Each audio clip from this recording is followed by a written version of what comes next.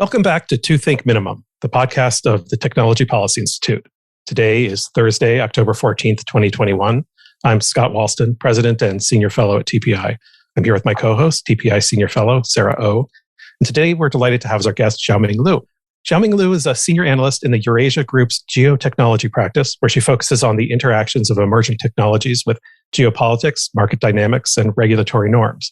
Before joining the Eurasia Group, she was the China practice lead at consulting firm Access Partnership, where she helped top U.S. financial and cloud service providers enter China's market. Welcome, Xiaomeng. Hi, Scott. Thank you for having me back. I guess we're thrilled to have you, and we appreciate your taking your time out from your quarantine as you try to enter China. Perfect timing. I'm more than happy to continue our discussion and keep my sanity in check. Great. So let's start off with a high-level question. Is the U.S. or the West in general in a tech Cold War with China?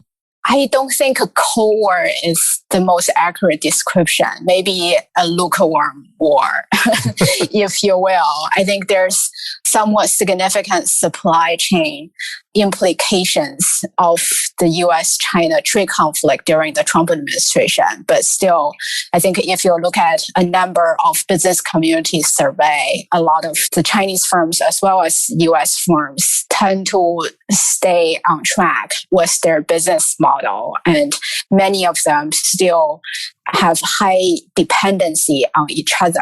Dependency goes both ways. So I think to a certain extent, these two economies are still very much connected through the tech supply chain. And I think there may be conflicts around the semiconductor issue, particularly Huawei couldn't use many semiconductor equipment or manufacturing capacity that enabled by US IP anymore. But outside of that, I think many US companies still see China as a major manufacturing base and a critical part of their supply chain. And I think the feeling is neutral on the Chinese side. So do you think that this talk of trying to rethink supply chains is mostly just talk? I think, for example, like China's reaction to this major trade pressure coming out of US-China tension is in their 14th five-year plan, there's a major new theme called science and technology self-reliance. It sounds very sexy and very patriotic or nationalistic, depends on how you view it. But I think self-reliance is somewhat an exaggerated word. Maybe they can use this political push to reduce a little bit dependency on US suppliers and the rest of the world. But I think complete decoupling is somewhat unrealistic. I think the same applies here. There's the US supply chain effort, particularly the semiconductor industry has been pushing for this policy effort to secure a significant amount of domestic manufacturing capacity that they view that's fundamental critical to the strategic industry in case there's any major supply chain disruption on the Chinese side between the US suppliers and potentially in collaboration with European suppliers and Japanese suppliers. They can still have a certain amount of semiconductor supply to support other industries in the technology ecosystem. But still, I think the goal right now is to, I think the rough number they are seeking is somewhere around like 20-30% of the global semiconductor manufacturing capacity. They try to secure that in the US with the billions dollars, $52 billion investment from recent legislative efforts. That's kind of the general goal of the US supply chain security initiative. But I think still they're not looking for doing everything in one country. That's very much runs counter to the nature of the global innovation system as well as the global supply chain. Commercially, that's simply not feasible. And I mean, in the past, when countries have tried to adopt any sort of self-reliance mechanism, usually it just doesn't work. I mean, you cut yourself off from trade and so on. Are these focused mostly on national security concerns rather than sort of broader trade issues or even trade in tech? I think it's both. it's a recognition that some of the critical technologies and manufacturing capacities is important. And if you just look at the commercial fundamentals, supply chains are built for innovation and for market demand, not really for resilience against geopolitical shift. And we are experiencing one of the major geopolitical shifts in recent decades right now. So I think the political push will have certain impact in terms of reshaping the landscape of global supply chain. And I think in terms of country who has pursued this type of nationalistic or indigenous company promotion type of policy in the past, I would say some of them have some success in the past. I think South Korea have done some of it, and Taiwan still does it. Even they have one of the best, most cutting edge semiconductor manufacturer in the world. They still allocate subsidies and tax benefits and other preferential policies to their national champions. So I think it's somewhat in the current political environment and against the current geopolitical landscape, I think it's kind of somewhat inevitable for the major powers to do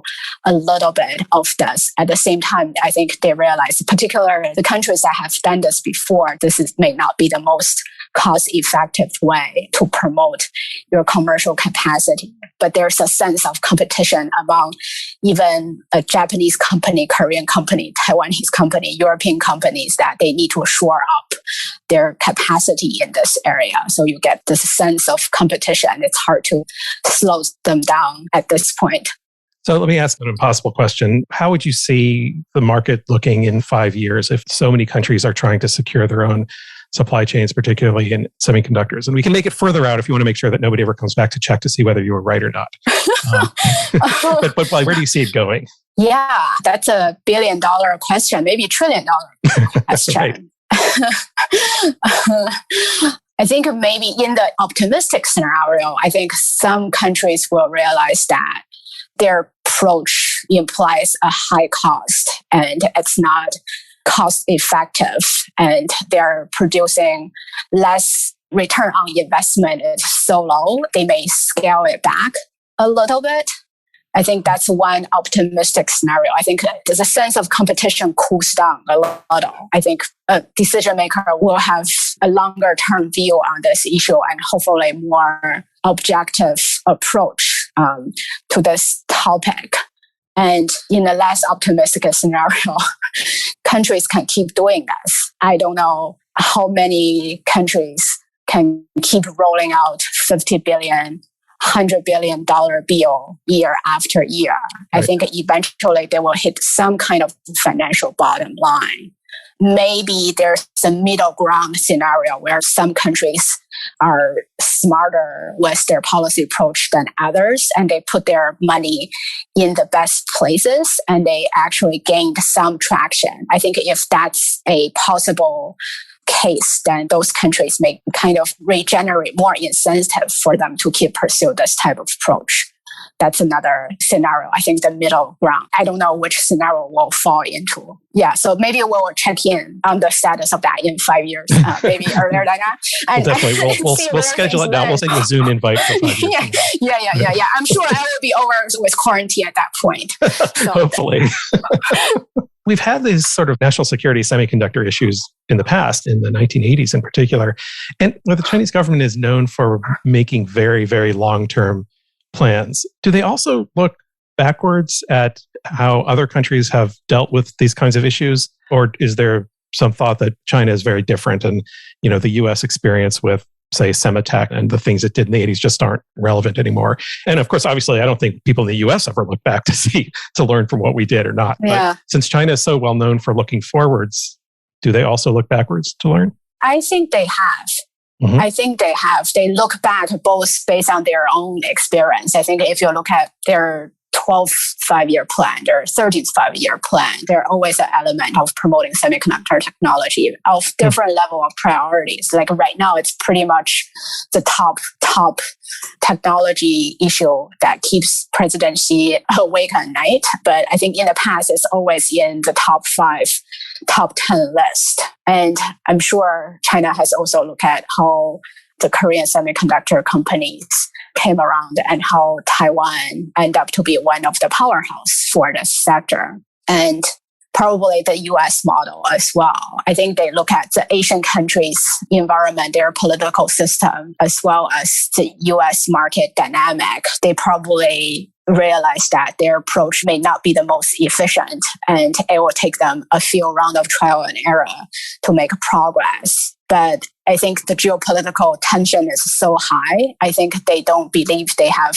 another choice. They don't think they can wait around, let the market's invisible hand play a dominant role and wait for this to happen naturally in the marketplace that may take 5, 10, 15 years. The political environment just doesn't allow that kind of option, at least in the mind of party leaders. Plus, I think China somewhat learned, I don't know, maybe this is not the right lesson from their past, mostly not so successful experience of promoting semiconductor industry, that actually a few Chinese companies like Huawei's high silicon chip design branch actually had some pretty impressive creative innovation in terms of the design capacity for the semiconductor supply chain. That's very original, and that's kind of a breakthrough compared to their other peers. And technically, their innovation didn't come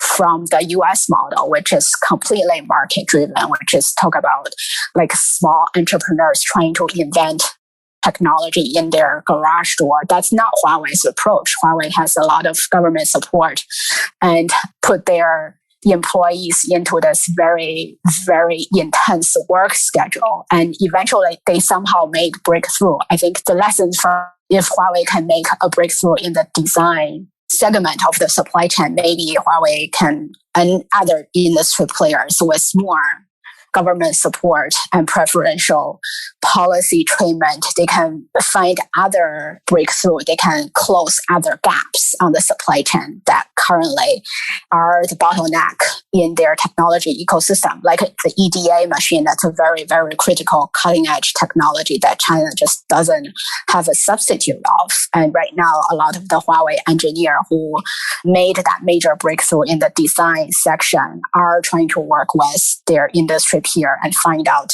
if they can reproduce their success. You talk about creativity, which obviously is a really important part of innovation. And we'll talk about how China has been the crackdown on some tech companies in a bit. But do you think that the stronger interventions and the various crackdowns that the Chinese government is imposing on various tech companies will affect this kind of creativity? I mean, creativity is by its nature from the ability to think and do whatever you want. Is there any sense that that might be harmed by the sort of new approach? That's a brilliant segue, Scott. I think there is definitely that type of concern because for the past 15, 20 years, the platform companies of China has been operating in this very laid-back regulatory environment, and they pretty much have the leeway, a privilege, I would say, to do whatever they want. Even sometimes they take on the tactic to pursue regulatory arbitrage because they represent innovation, which is highly valued by the political leaders. They have the special status to do what they want for quite a while. But now the crackdown comes. I think the macro environment is changing. And at one point, I exaggerated a little bit and say winter is coming, especially for the major tech brands who have been, I think now the party leaders think these companies have enjoyed so much benefit over the years and taken advantage of China's low labor cost and the relaxed regulatory environment, but they didn't produce as much technological advance as the political leaders want them to. But the other side of the coin is that they are brilliant commercial innovators. The apps these companies produced and the algorithm they use, things like the algorithm that power TikTok, they are, I would say, in many ways surpassing their American competitors. And I think now, especially the big ones, the Alibaba, Tencent, And Datadown's type of companies are being put back, being reined in by political leaders. Now they have to concern about how big we are and whether my algorithm represent the party's value, the social welfare-centric policy agenda she just laid out in the past month or so. And also many, many other aspects of my practice now seems to pose a threat to the party and even to the broader political agenda the party has been pursuing and will keep pursuing, particularly leading up to the sensitive political cycle at the end of next year. So I think everyone is very, very nervous. And I think their hands are tied. I don't think they have as much space to operate in terms of pursuing innovative ideas and finding new ways to commercialize their business model. I think that's definitely a damper on the commercial innovation side. I think maybe this is more minority view that this campaign can channel resource and human power from these major tech brands to focus on hard technology, whether that's quantum computing or that's robotics or autonomous vehicles. Ideally, I think at some point the party would direct the Chinese platform giants to do some of the moonshots type project that American tech companies has been pursuing, like Facebook and Google and Amazon have done some of these. You can say maybe in the near 5-10 years, it may not produce immediate capital return, but in the long run, it seems to be a very cool idea, and that could generate the next major technological breakthrough, like a Waymo's autonomous car or Elon Musk's idea to send people to Mars. I think at some point, Chinese government want the Chinese companies to do things like that. That will help them to reorient the economy towards the growth driven by strategically important technology, and that will also help them to advance their position. Sounds like there are a couple of things that are going on in the government. One is that the party leaders worry about threats to the party and the message that it wants people to receive.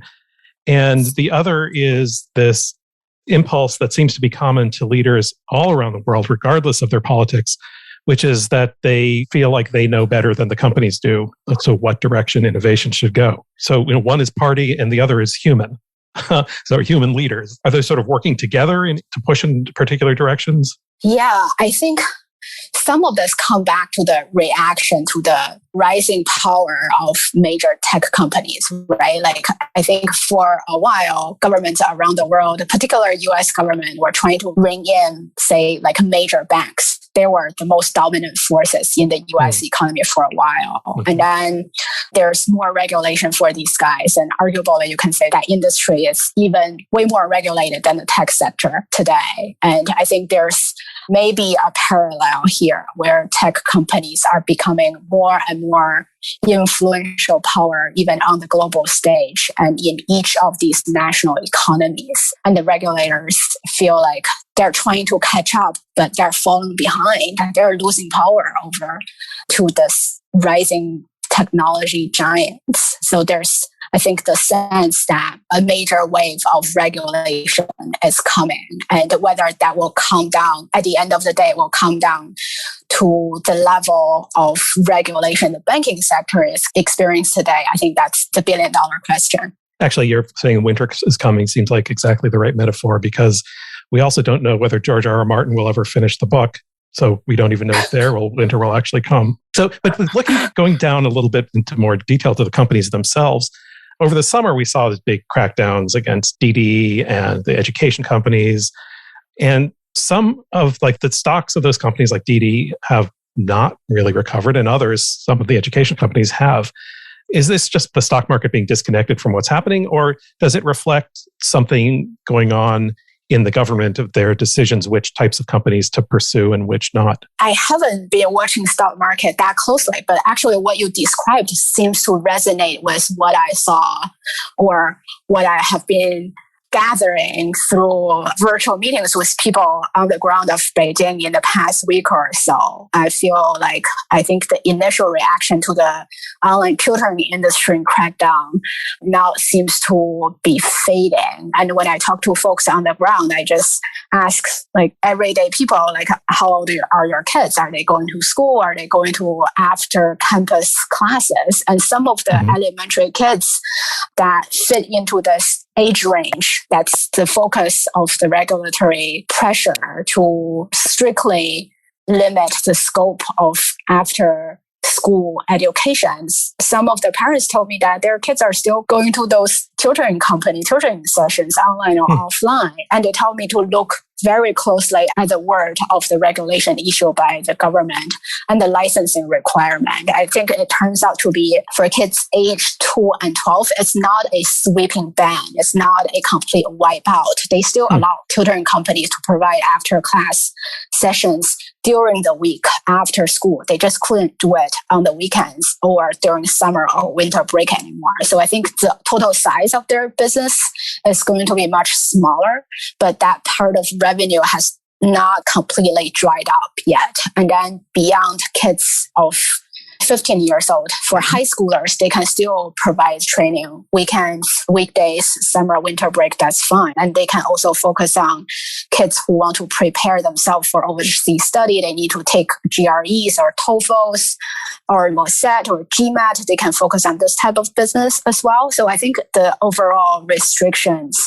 coming down the pike back in like May, June timeframe, it's going to undermine the whole industry, but it's not going to kill the whole sector. Especially, I think the top tier players will be there to stay. They may be less profitable, less lucrative. But from the investor perspective, I think a lot of them look at the long term.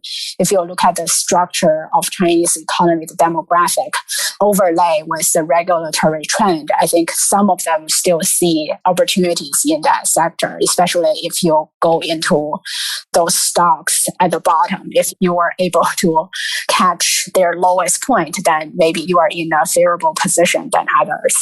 And then in terms of Didi, I recently heard the company is really in trouble. The cybersecurity review is going through its second extension, and the length of the review suggests that the company, it's the CAC, the Cyberspace Administration of China, is not going to walk away from this probe and say, we look through everything and you are fine. It's more likely that the company has very serious national security problems. The problems are so big and so substantial. The rectification suggestion coming back from CAC, I guess suggestion actually is more like an order that Didi has to follow. It's likely to involve major structural change at the company. This could involve exit of top executives or delisting from US stock market, or even introduction of state-owned enterprises as stakeholders. I think this is what's going to come down the pike in the next few months after they close the investigation on Didi. Well, I'm sure that there's a lot of the investigation nobody can't know about, but what extreme national security issues could a ride-sharing app have? It depends on how you define cybersecurity, right? Like right. National security is a very fluid term. I think there was a report back in 2016-17 where Didi collaborated with a research center and trying to map out the daily work schedule of different ministries, because their employees, they go to work and come back home with the ride-sharing service. So they has amounted a substantial amount of data, and then they can track the work schedules for different ministries. And they learned that from Uber. A couple of years ago, Uber was trying to figure out how to identify regulators when they were calling for cars. Oh. Well, maybe Uber should be looked at more closely as a security risk as well. I don't know, because these days a lot of the legislator on the Capitol Hill says, "Oh, China did so and so. Maybe we should consider that," particularly on the gaming restriction side, because China put very restrictive terms for out as a mandate for online gaming service provider. Like minors can only play 3 hours of video game every week, and that's 8 to 9 on Friday, Saturday, and Sunday. And US lawmaker looked at that and said, don't you guys think we should do the same? But anyway, because Uber has over 90% of the market share of ride-sharing services in China, and I think the scale of their data may raise question mark on cybersecurity. Wait, you mean Didi has 90%? Yeah. Sorry. Yeah, okay, Didi has. Yeah. Uber has some share of Didi, but no. Uber is not a business presence in China. Didi is a Uber in China, I should say. Like Scott said earlier, the danger of industrial policy is that governments will make wrong decisions. Like, how can they know how to guide an economy from a command and control central place? There's a knowledge problem. Is there danger? I mean, obviously, the Chinese government is applying kind of big government paternalistic policies to help promote its own economy and to help grow innovation and speed up the process of competition with other global players. But how does it correct on errors? Like if it's pulling everything internally, like with a self-reliance framework, is it kind of a haphazard experimental, we'll try this and try that approach? Or is there a long-term belief that China can be isolated and self-sufficient? Why would China be pulling domestic companies off of foreign stock markets? Does it believe that it can do everything internally? Capital markets, supply chain? Is this a belief that, China could be self-sufficient in all aspects of the economy? That's a great question. I think in terms of the general approach for the major tech sector rectification campaign, I think President Xi's comment in August, actually during the Aspen Forum week, he made this launch of this new political campaign on common prosperity. That's very much a populist agenda driving a social welfare-centric policy objective. I think that kind of sums up the high-level political goal for what China has been doing since late last year. But in terms of specific tactic, I don't think they really know how far this will go, and specifically where should they put pressure, how much pressure they should put on it. So I think there inevitably will be some overshooting on certain aspects, and there will be things that maybe in a few years they will look back and say we should take a step back a little. But there are also areas I think they're experimenting new regulatory approach in terms of, for example, there is a regulatory proposal to governing the algorithm used by a platform company. Don't use it to rate your gig workers' performance and benchmark everyone against the highest watermark, things like that. I think they're trying to take, generally speaking, incremental approach. Maybe the education sector crackdown is an outlier to that. Maybe the gaming ones went a little bit too far. But I think if you look at the labor rules, the algorithm ones, the antitrust, also the AI-related proposals, compare them to the EU approach, they are more incremental than the European regulators' view on this issue. If you look at the Digital Market Act or Digital Service Act, they very, very clearly, for example, the DMA, that's the Digital Antitrust Gatekeeper concept the European regulators proposed. That's a very comprehensive framework that went beyond the traditional anti-monopoly legal framework, say US is still sticking to. They don't call it antitrust anymore. It's called gatekeeper. There's very, very clear parameter to define who are gatekeeper, how big are you, how many users you have, and what type of market power you have. I think you look at that, that's a fundamentally different approach to digital antitrust versus the Chinese version. Yes, Chinese government placed $2.8 billion fine on Alibaba and then over 500 million on Meituan, but those are only 4% of their annual revenue.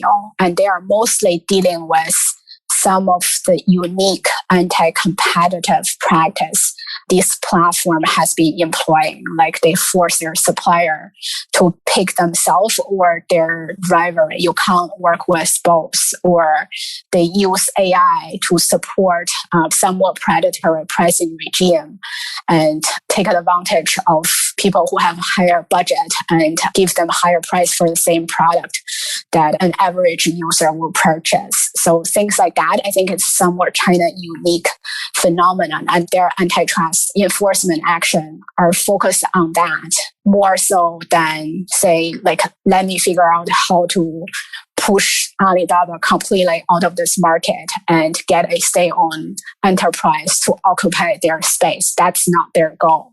In terms of, I think, the overseas stock market actions, I think that's more geopolitically related. I think given the sustained US-China tech tension and the US regulator are poised to delist Chinese companies in 2 to 3 years. Supposedly at technical level, the Chinese regulator are still negotiating with officials at SEC to figure out whether there's a middle ground to reach the transparency requirement in the US stock market. But Eurasia Group's view is that that's not likely to produce meaningful outcome in the immediate future. We don't really see a pathway to resolve that issue. So if this trend continues, Chinese company will delist from US stock markets in, say, 2.5 years anyway. And at the same time, there's still a lot of Chinese platform company can't wait to take advantage of this window because they have so much pressure from their initial investors, their early stage investors to cash out. And that's why they rush to list in the US stock market in the first half of this year and last half of last year. Even the window is closing. They're trying to capture that opportunity. And I think on this point, it seems like the Chinese and US government's position are aligned. The SEC chairman, Gary Gessner, made a video, I think maybe 2 weeks ago, saying these companies are shell companies and investors who are buying stocks of Chinese platform company be aware of the significant risk. And at the same time, Chinese government pretty much put a very, very high bar for future Chinese firm to list it in US stock markets, particularly for a platform company that manage a lot of data. It's kind of a very, very narrow chance at this point. I think at this point, the two governments are kind of aligned, ironically. I mean, at a higher level, are Chinese officials surprised at the approach the Biden administration has taken? Do they expect lots of changes from the Trump administration, or are relations kind of the way everyone expected they would go under Biden? I think they were initially a little bit surprised that Biden seems to be more of a hardliner than the position he took on China when he was vice president and throughout his career path. But I think just in the past couple of weeks, there's some initial sign of possible transition towards a lowered tension in the bilateral relationship. I think this is something that's an initial sign of potential de-escalating a little bit of the bilateral tension. And I think the Beijing authority definitely see this is a promising signal. And you can see the state media and the Chinese government officials start to picking out the positive words from every major cabinet members of US and saying US is sending these soft signals. If you look at the state secretary's statement, there's like 8 sentences and the 7 of them are pretty hard line, but they pick up the last line that shows a little bit sign of softening tone and say, oh, this is a good sign. So I think that's kind of their general assessment. And they also saw one of the first major public appearance USTR Catherine Tai made in providing comments on US trade policy position regarding China. I think they see people in the Biden administration are mostly professionals and they are rational actors. And I think this will provide somewhat there will be more predictability from Beijing's side versus during the Trump era, they just didn't know what they're dealing with. And it's so chaotic and there's so much uncertainty. I think right now, the major issues between US and China, especially on trade and technology, is still very, very difficult to resolve. Even, for major issues like cross-border data flows or cloud sector market access, they were brought up during the phase one trade negotiation because China was under so much pressure during the tariff war. They at some point were considering making concession, but for those major issues, I think that type of crazy high pressure, it's somewhat gone. It's harder for China to concede on those issues anymore. But for smaller things like releasing the two Michaels or maybe potentially somewhat lift the COVID travel restriction in the first half of next year or providing some tariff reliefs that's also beneficial to Chinese firms. I think smaller things like that may start to happen. Well, we are out of time, and I guess leaving it on a somewhat positive note is probably a good thing to do. And we'll come back, of course, and see whether the hopefulness was justified. Xiaomeng, we really, really appreciate your time and your insights. Thank you so much for joining us. It's always a delight to connect with you and Sarah. And